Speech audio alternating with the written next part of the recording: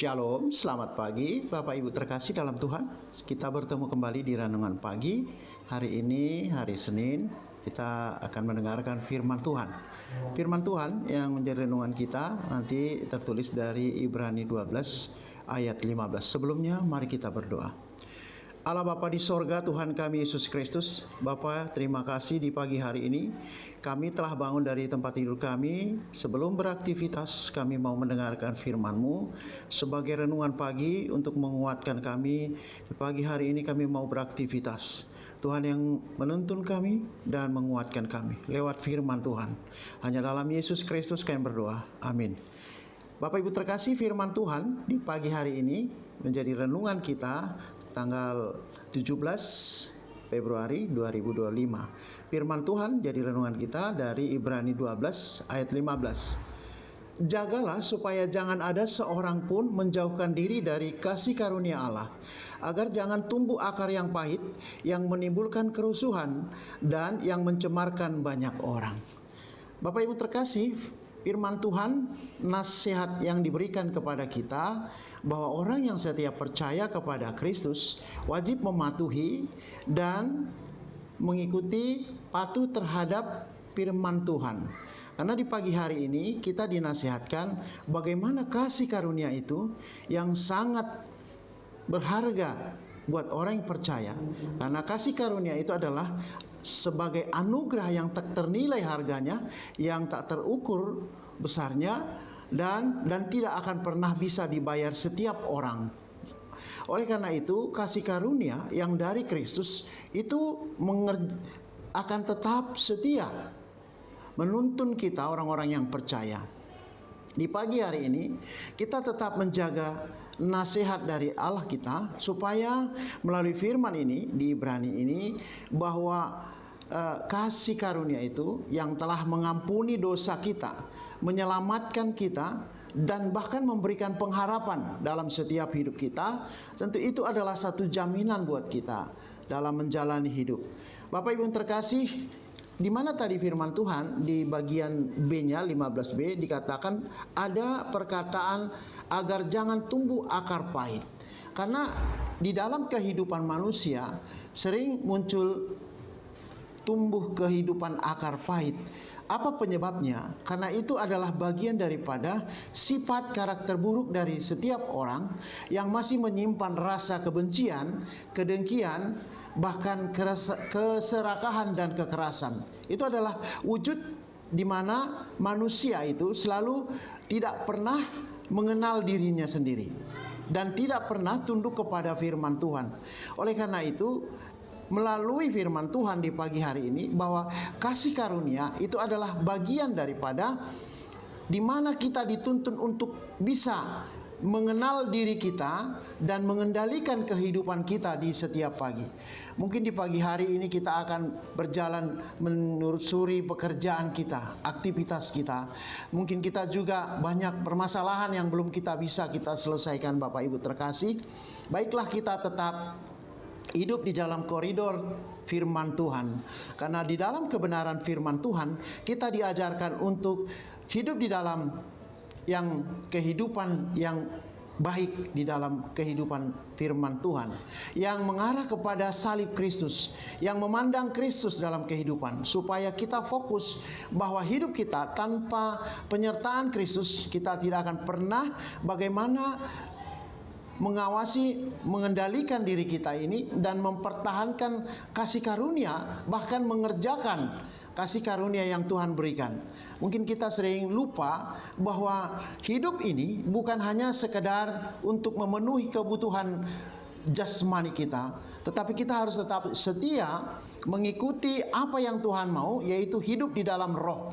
Karena hidup di dalam roh lah, maka kita akan tumbuh dan berkembang dan akan berbuah. Seperti di Galatia 5 ayat 22, yaitu hidup di dalam kelemah lembutan, kebaikan, bahkan kemurahan, di mana kita akan bertumbuh dengan baik. Bapak Ibu yang terkasih, kita harus sadar bahwa kehidupan kita tanpa penyertaan Tuhan, maka kita akan menjadi lepas dan hidup di dalam kesewenang-wenangan. Oleh karena itu firman Tuhan, ada pepatah mengatakan bahwa hidup kita tidak bisa hanya dengan mengendalikan hidup kita jasmani saja. Ada yang seperti berdoa saja tidak baik. Kita harus berdoa dan bekerja. Bekerja saja tanpa berdoa juga tidak baik. Kenapa? Karena kalau kita hanya berdoa saja akan menimbulkan, tanpa bekerja akan menimbulkan kemalasan. Tetapi kalau kita bekerja dan berdoa, kita akan beraktivitas dengan sukacita. Dan bekerja saja tanpa berdoa itu akan menimbulkan kesombongan. Itu juga yang membuat kita lupa akan siapa dan di mana posisi kita. Yang pertama. Yang kedua, bagaimana kita tunduk akan apa yang Tuhan berikan di dalam hidup kita. Bapak Ibu terkasih, mungkin kita akan bisa melupakan atau mengikis sifat akar pahit itu dengan cara apa? Kita mempunyai hubungan yang baik dengan sesama.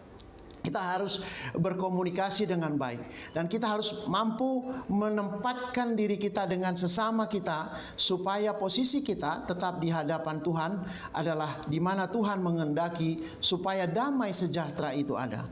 Oleh karena itu firman Tuhan di pagi hari ini mengingatkan kita, sekaligus memberikan nasihat supaya hidup di dalam kasih karunia yang Tuhan berikan, yang tak ternilai harganya, dan itu menentukan perjalanan hidup kita. Karena Bapa di sorga melalui Yesus Kristus telah memberikan, di dalam Titus 2 ayat 11 dikatakan, saya bacakan di Titus 2 ayat 11, bahwa karena kasih karunia Allah yang menyelamatkan semua manusia sudah nyata. Artinya bahwa kita sudah diberikan keselamatan, di mana kita sudah hidup di dalam Kristus. Oleh karena itu kita harus mengerjakan keselamatan kita, dan kita jangan kita ragu lagi, dan kita tetap semangat mengendalikan diri kita dan membawa kita ke dalam jalan kebenaran. Olehnya, marilah kita tunduk kepada kepatuhan dan ketekunan di dalam firman Tuhan, dan tetap berdoa di dalam setiap hal, supaya kehadiran Yesus Kristus melalui Roh Kudus, kita akan tetap berjalan dalam kebaikan. Bapak Ibu terkasih, kita akan tetap setia dan mengikuti kebenaran-kebenaran yang dari firman Tuhan dalam Kristus. Kita berdoa. Bapak, terima kasih di pagi hari ini kami diingatkan, dinasihatkan supaya kami tetap menjaga hidup di dalam kekekalan, yaitu karunia Kristus, kasih karunia Yesus Kristus yang hadir dalam jiwa kami.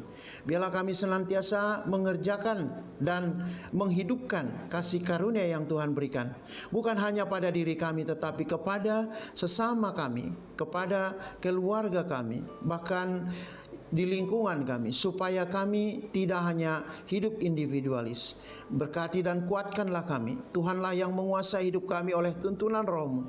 Terima kasih Bapa, kami tetap memohon kepadamu di pagi hari ini, kepada keluarga yang masih dalam keadaan sakit. Tuhan, Engkau berikan kesabaran untuk kesembuhan penyakit yang Tuhan berikan. Semoga mereka semakin baik. Dan keluarga yang mempunyai pergumulan, biarlah tetap di dalam kasih karunia. Di dalam kasih karunia Kristus mereka berjalan dengan tekun dan menghadapi setiap suka dan duka, baik dalam permasalahan. Bapa, Engkau juga kuatkan anak-anak kami yang sedang belajar, beraktivitas. Tuhan jagai menjadi anak yang tekun dan patuh akan firman Tuhan. Terima kasih Bapa, di pagi hari ini kami serahkan pergumulan kami hingga perjalanan hidup kami setiap saat. Terima kasih Bapa, kami serahkan doa dan permohonan kami hanya dalam Yesus Kristus. Amin. Shalom, selamat beraktivitas, Tuhan berkati.